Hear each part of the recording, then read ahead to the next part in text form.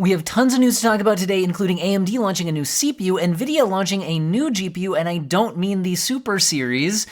We've got some performance updates, some pricing updates. We have, is Xbox just gonna like give up? We've got a whole bunch of stuff to talk to today, all that and more. Let's start with the 5700 X3D from AMD though. This is a new CPU, not GPU, and it is now available. I could buy it right now at a variety of retailers for $249. What is this and should you care? So I don't do CPU reviews, so I don't have my own sample here, but I can give you a basic idea of what this is, and we can talk about its performance and value. Basically, this is extremely interesting for anyone who has an AM4 motherboard. That would be the Ryzen CPUs up until the 5000 series, but not the 7000 series. So if you have like a 20 series Ryzen processor or a 30 series Ryzen processor, this actually could be extremely interesting information for you. Until now, the best CPU for gaming that you could fit in this system was a 5800 X3D, which currently I could buy for $306. It's often been more than that. But that's its currently discounted price, which means that the 5800 X3D, if I was gonna buy one today, costs about 22% more money than the 5700 X3D. So that's gonna be interesting if I can get, if you can get good performance out of it. So like I said, I don't get review samples on CPUs. I don't do CPU benchmarking. Gamers Nexus has their review out. Hardware Unbox has their reviews out. I will have all of my links in the video description so you can watch their full reviews. But as you can see in like Hardware Unbox, a 10 game average, there is a pretty close performance here. 138 FPS versus 132. If we look at Gamers Nexus, they don't do the 10 game average, but they will show you individual games and the percent improvement for the 5800 X3D versus the 5700 X3D in performance. And while this isn't an overall average, you can see that the range of values is anywhere from about 3% up to about 10% more performance on the 5800 X3D, or in other words, it's generally less than 10% better performance to get the 5800 X3D, while the 5800 X3D is generally costing currently over 20% more money, meaning the 5700 X3D is costing more. If we want to turn it into a percentage difference from the hub result, 138 divided by 132, if we go ahead and take a look at that, so 138 divided by 132, they're getting about a 4 or 5% performance advantage on average for the 5800 X3 versus the 5700 X3D. So in general, think about what that means. So like if you were in a game getting 50 frames per second and you were CPU limited, on the 5700 X3D, the 5800 X3D would only get you a few more frames per second. It's 55 frames per second at most. That would be a 10% uplift. But often we're less than a 10% uplift, so you'd be getting like 53 frames per second instead of 50. In other words, they're offering you about the same gaming experience, but you're getting it for considerably less money. And $250, I mean, that's gotta be pretty compelling for someone who already has an AM4 motherboard and RAM. If you're on like a 20 series Ryzen or something like that, if we do take a look down here on kind of the older CPUs down here, you can see that actually pretty good CPUs are actually slower than this. I wish we had some like 20 series Ryzens or something like that to throw in there. They're gonna be way down below. And I think Gamers Nexus may have had some more results for that if you looked at specific gaming tests. But the point is, I think that this the 5700 X3D is now a very compelling option for anybody who already has an AM4 motherboard to get a good gaming upgrade that is still very relevant gaming performance for $250. And without having to change out your motherboard and your RAM, the additional cost, the additional effort involved in that. So I think overall this is actually a pretty exciting product, and it's very cool to see AMD releasing something like this. Now, why would AMD release something like this late into the product cycle? Likely these are dies that just couldn't quite hold the frequency of a 5800 X3D. When a chip is produced, some of them come out with better quality than others. And if they're not of sufficient quality, they can't hold the clock speeds that they're supposed to be a 5800 X3D. So you can't sell it as a 5800 X3D because it's not going to hit the guaranteed clock speeds. Whereas you could introduce a new model like this, which is basically the same thing at lower clock speeds. But we can see it's not a big difference in performance, but it is less money, and that's pretty exciting. Now, if you're interested in when is AMD going to be releasing their next actual series of CPUs, because they did just launch some 8000 series G products, but remember, the 8000G is interesting only if you want the integrated graphics. It's a worse gaming CPU than the 7000 series that we already had. So don't get confused by that. I know that can be confusing. When are we going to get the next actual gaming CPUs from AMD that are new architectures and actually uplifts in performance? It's looking like we'll be expecting Zen 5 architecture in the second half of 2024. There have been a variety of rumors and leaked information about this, but we're seeing currently an AMD rep just confirmed that Zen 5 is on track for the consumer market for the second half of this year. We have other information from Lisa Su, again, talking about the second half of the year for Zen 5. So, and we also have some questions about, but when will we get the X3D variants? Because if you're like me, if you're going for max gaming performance, so now that AMD has these X3D chips with that 3D V-cache, which has been so impactful for gaming performance, which, a lot of people only need a high-performance CPU for gaming. They're not doing big productivity tasks that have multiple CPU rendering time actually being that relevant. So AMD's been on a track where they release the new generation, and then they release the X3D variant later, right? So if you buy in at the beginning of that new generation, you're not getting that big gaming performance jump that you would get from the X3D. And so when would we expect that? Well, Kepler, who is a known AMD hardware leaker and has got many things right in the past, is responding that the X3D chips wouldn't be until CES of 2025. That would probably be an announcement. And that's about a year from now, okay? So we'd probably get the main line of chips, in the second half of this year, but wait until the beginning of the next year to get the X3D variants, which would be the most exciting for high-end gaming systems. The normal ones would certainly be relevant, if you're on a smaller budget or something like that. But anyway, so that's what we're looking at for the future of AMD's gaming CPUs. Let's get into some NVIDIA news. So NVIDIA's been launching some new GPUs, and it's been the Super series getting all of the attention.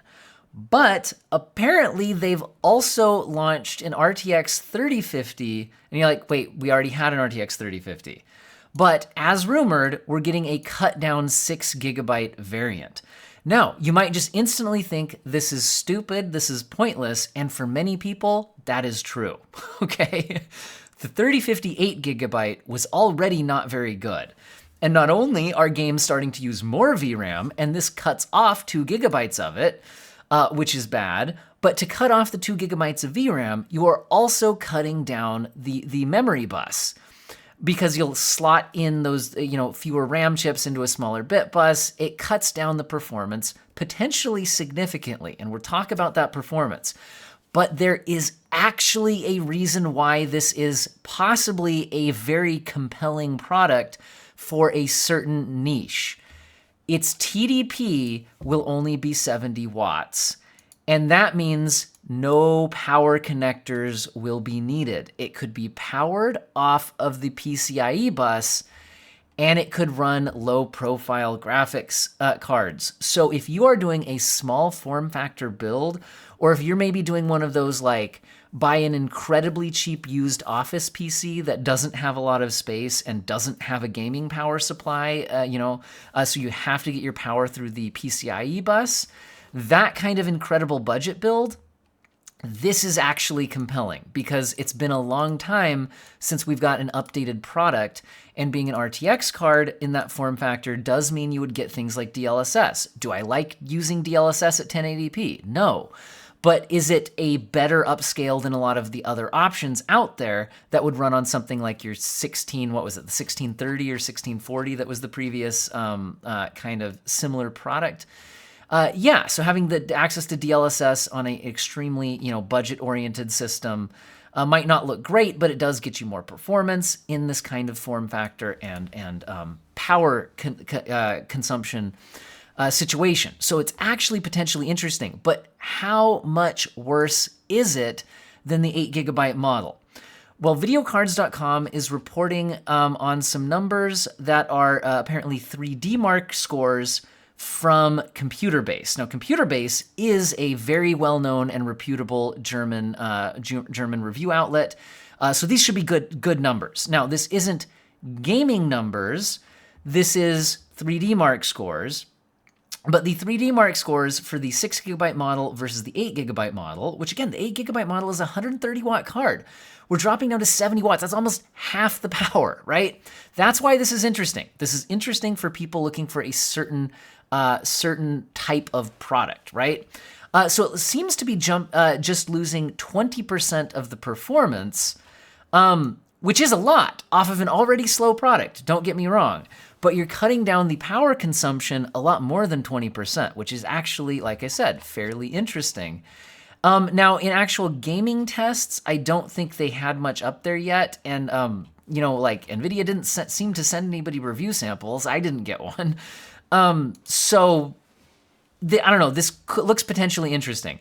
That being said, if you don't need a low profile card that gets all of its power off of the PCIe bus, then you should probably just buy an RX 6600. So I'm on CPUs. Why I'm on CPUs? Let's go to video cards. So an RX 6600, yes, it costs more. It's currently at $199.99. So yes, it is more expensive, but this is going to give you a lot more performance than that. So if you could fit this into your budget and you could fit this into your case and you have the 8-pin power connector to connect to it, the RX 6600 is going to be a significantly better gaming GPU. And heck, the 3050 8GB, which is the only thing I can currently find available. So apparently this product is announced, but can you actually buy the 6GB version? I haven't seen one for sale yet. I'm interested in buying one and testing it out if I can find one available. But these are $220, and these already perform worse than a 6600, which is at $200. And then again, the 6GB version will perform even worse than that, although is apparently coming in at that lower price point. So again, if you don't need this specific size and powering situation, buying an RX 6600 is probably a better idea. But this is interesting for a certain group of people. Also, this is interesting. Again, these are official. Palette has their page up on this. Palette has a Calm X version of this card. Calm X is their passively cooled model, meaning you strap a bunch of metal to it, there's no fan, there's no noise. So that, again, is an interesting use case for something that is this low powered. So again, this is not exciting from a performance standpoint, but for certain types of build situations, it is kind of cool to see this sort of thing going on. Now, in other GPU market and pricing information, I'm seeing headlines that the RTX 4060 Ti dropped as low as $344. Now that's interesting because it launched at $399 MSRP, and a lot of reviews said it would be a lot more exciting under $350, well, at least less offensive. But honestly, for an 8GB card, when a lot of games are already using more than 8GB, it would have been even more interesting if this came in at $299, right? Something like that. So we're not at $299 yet, but at least product price moving down, and that could potentially have been a reaction to AMD launching the 7600 XT 16GB, maybe putting some pressure on that $330 price point. Although potentially it was just a random price cut, because I'll say right now, if I try to search for it right now, it's back up to $385. So I'm not seeing that price currently, but apparently it did dip to that price point. And again, AMD did launch that 16GB card for $329. So that might be putting a little bit more pressure on the 8GB 4060 Ti. Now keep in mind though, that when you're not running out of VRAM, the 4060 Ti is faster, but then you can potentially run out of VRAM and that can cause issues. So it's kind of in a weird spot, right? And then there is the 16GB 4060 Ti, but that is coming in at looks like $435 right now. So not the greatest pricing there at all. In most models, closer to $450. Now, are we seeing anything else going on the GPU pricing market? Let's talk about the 4080 Super. So the only interesting thing at all about the 4080 Super was that it was a $200 price cut over the 4080 non-Super, because they were identical in performance, even if technically they had different specs. Now, the problem with the 4080 Super is that when I check out these models that are apparently available at MSRP, they actually end up saying notify me now or out of stock, meaning they're not actually currently in stock at this price point. Does Newegg actually have one here? Let's see if it's actually in stock. Now, I just had to do a cut. I usually shoot my news videos in one take with no editing, but I accidentally flashed my shipping address when I clicked on Newegg. But what I was saying is the 4080 Super, again, the only interesting thing about it was its price point, but these models that are showing on PC Part Picker for the MSRP are not actually in stock. I was clicking on these and checking if they were actually in stock at that price, and they were not. And that's where my shipping address accidentally displayed on Newegg. So anyway, slight edit there, but I was saying they're not actually in stock at those price points. Some of the ones a little bit over MSRP are actually in stock, but many of them are hundreds of dollars over MSRP. And this was the big fear, because unlike the other super cards, where there's cards above them that can basically keep a ceiling on their price increase, the only thing above the 4080 Super is the 4090. And the 4090 is still costing absurd pricing, close to $2,000 for models that are actually in stock. It still hasn't really come back down to MSRP, and even its MSRP is $1,600. So there's not really that strong competitor above it to keep its pricing in check.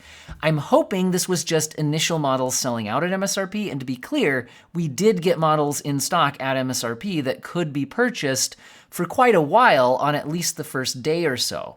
But then after that point, they did sell out. Hopefully we get restocks at MSRP. There is a Founders Edition, which could, if it was available in enough supply, could maybe keep, some pressure on these prices to remain around this point. But the 4080 Super is completely pointless if it doesn't come with that actual price cut, which is really frustrating. And I was hoping it would have an impact on 7900 XTX pricing, but I'm still seeing them around $930. And if the 4080 Supers don't actually hold $999, there's nothing really to force the XTX pricing lower, because what matters is the pricing on the actual market, not whatever MSRP happened to be stuck on there. So anyway, I was hoping for a little more movement in GPU pricing here, but unfortunately, we're just not quite there. Anyway, let's move on to some other interesting news from Nvidia. So Nvidia news, GeForce GPUs now support up to 8 concurrent NVENC encoding sessions streaming to Twitch, which is pretty interesting. I had announced this as a upcoming feature in a different news video a while ago, but it looks like this is now actually getting more support. If you want to see which ones, what the max concurrent number of streams are per GPU, it does look like there is a page on NVIDIA's website with some of that info. And you can link to this in my comment section. This is a videocards.com article, but there's source coming from NVIDIA there. So that's interesting. But we're also getting some other interesting news from NVIDIA from their an HDR mod. So this is interesting. So recently I reported on RTX video being updated to do kind of an auto HDR on SDR content, which is interesting, but that's video, not games. Well, it's looking like NVIDIA is working on something that isn't actually released yet, but can be enabled through a mod that's kind of related to this feature. So I'll be curious if we get an official release of this soon. But basically, Windows already has Auto-HDR for games. That works well sometimes. But it's looking like NVIDIA is working on their own type of Auto-HDR for games. And there are some reports from people who have tested this out, and I have not tried it out personally yet, that this version is working better than the Windows Auto-HDR, but that there is a performance impact because it's doing stuff on the tensor cores of the RTX cards. So how does this work? What is going on here? It's looking like there is a Nexus mod that basically says that the RTX video HDR that was added in driver 551.23 to add the HDR to videos has a hidden profile called True HDR settings, which then could be applied to games, to basically auto HDR games, not just video. So that apparently seems to be what's happening. And it's reported to work with most DX9, 10, 11, and 12 games, and may also have some support for OpenGL and Vulkan 2, and the mod creator saying if you try it out and it works, let them know. So basically, this would only be interesting, by the way, to people with an actual HDR display, and this is a chance for me to go on a little bit of a tangent.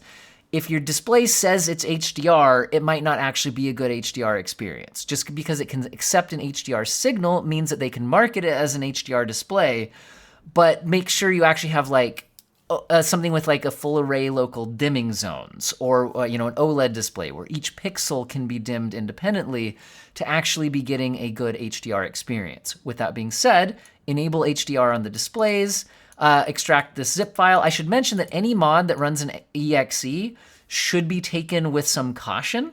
You're running an EXE on your computer, you never know what exactly that's going to do, but this is coming from mod creators that do have, I think, some trustworthy history, so there's at least that. Anyway, you'll enter the game you want to run this in. If you're interested in this, you can follow this link in the video description, and maybe in the future I'll even have a chance to test it out. But I think this is at least pretty interesting, and I'm mostly curious if we get this officially released by NVIDIA at some point, some kind of an improved Auto HDR. Pretty cool. Also remember that NVIDIA has recently released RTX Remix as an open beta, allowing it to be easier to update older games with path tracing modes and updated textures and things like that, and materials. And it's looking like someone has released a work-in-progress version of 2004's Unreal Tournament to some interesting looking screenshots. Haven't tested it out for myself, but interesting. Anyway, let's go ahead and move on to some Intel news. So I'm seeing that this is for Linux, but I thought I'd at least report on it. Intel released new patches for Thread Director Virtualization, offering an impressive 14% performance uplift, according to this WCCF Tech article.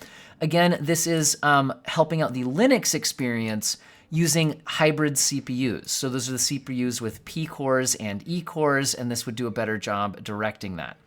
Let's jump into some game update news. Starfield will finally be adding FSR3 to their beta branch. This says next week, but that was last week when this came out, so meaning this week.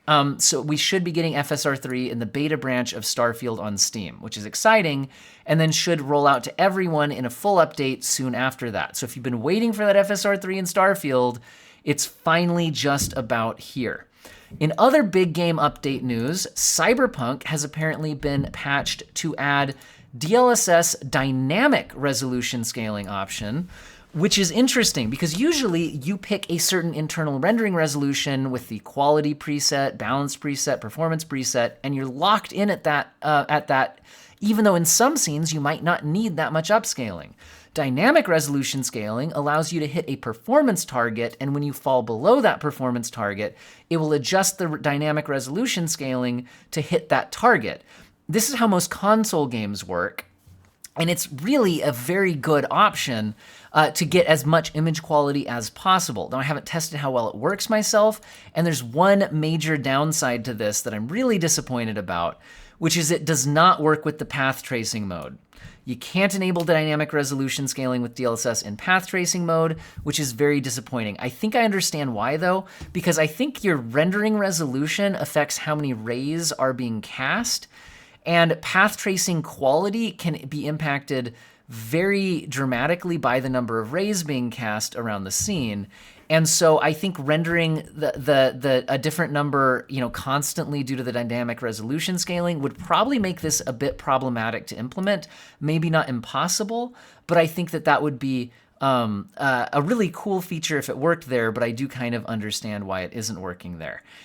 Also, Cyberpunk got updated to add core prioritization for hybrid CPUs that have, E-cores and performance cores and efficiency cores. However, according to Tom's Hardware, it's not working right. I haven't had a chance to test this myself. You have a hybrid CPU utilization, prioritize P-cores in the options menu, but apparently they are getting a much more jagged, spiky frame time graph when they have this enabled, which is not what you want to see. So apparently it potentially isn't working right, at least according to Tom's Hardware's testing. Again, I haven't had a chance to look at this myself yet. So beware of that setting if you've been trying that out, and make sure you're actually improving your frame times. Now, let's wrap this up pretty quickly. This video is getting fairly long. We are seeing ASUS revealing quad-slot GeForce RTX 4080 Super with Noctua fans. So the Super version of the 4080 is getting a Noctua fan version. I mean, great cooling, but guys, I don't know, guys. The brown and beige thing just isn't for me in the PC build. So I know it's Noctua's thing, but it's just hard to see how that fits into most people's build aesthetics, but perhaps it fits into some, which is why I was kind of interested to see this article, which is talking about, apparently this doesn't look like an official release, but Matt Lee on Twitter saying, what if ASUS and Noctua made a Chromax GPU where they basically went with just a black color scheme here, and look how much nicer that is, guys. Maybe it's just my opinion, but I think if they just went with the black version, I know it's Noctua's thing to go brown and beige, but I think it would look a lot nicer. We're also seeing some interesting look at what appears to be an MSI RTX 4090 Suprim in green. But this doesn't appear to be actually for sale yet. We're just seeing screenshots of it. So interested to see what comes of this, but that does, again, look like it could be interesting for certain build styles. And in handheld gaming news, we are seeing the MSI Claw official pricing, $699 with the Core Ultra 5 135H, and starting at $749 with the Core Ultra 7 155H. So interesting there. But we're short on time, so I'm going to skip ahead to say that it's looking like Orange Pi Neo is apparently a gaming handheld being detailed. It's getting another competitor in this space. But again, short on time here, so I'm not going to go too much into those details. And the last thing I want to end with, I know I mostly report on PC news, but Xbox planning a business update event, and we are seeing a bunch of rumors that Xbox exclusives will be going multi-platform. Now in the PC space, we're already getting these on PC, but could this indicate major changes to Microsoft's gaming business plans? We're seeing a lot of rumors that major franchises, including Starfield, things like that, could be going multi-platform soon. And so I'm wondering if this business update event will be more information on that topic. Anyway, I hope you guys found the video useful and or interesting. Huge thank you to viewers, commenters, subscribers, and especially channel members who click the join button down there to directly support the channel financially every month. That is so meaningful to me to get that feedback that people are really valuing the content to that level. That is absolutely huge and a huge motivator for me to see that support. But I totally understand that not everybody is in a financial position to do that. But so totally fine and totally understand. But huge thank you to everybody who has. And I hope that all of you, everyone, has an excellent day.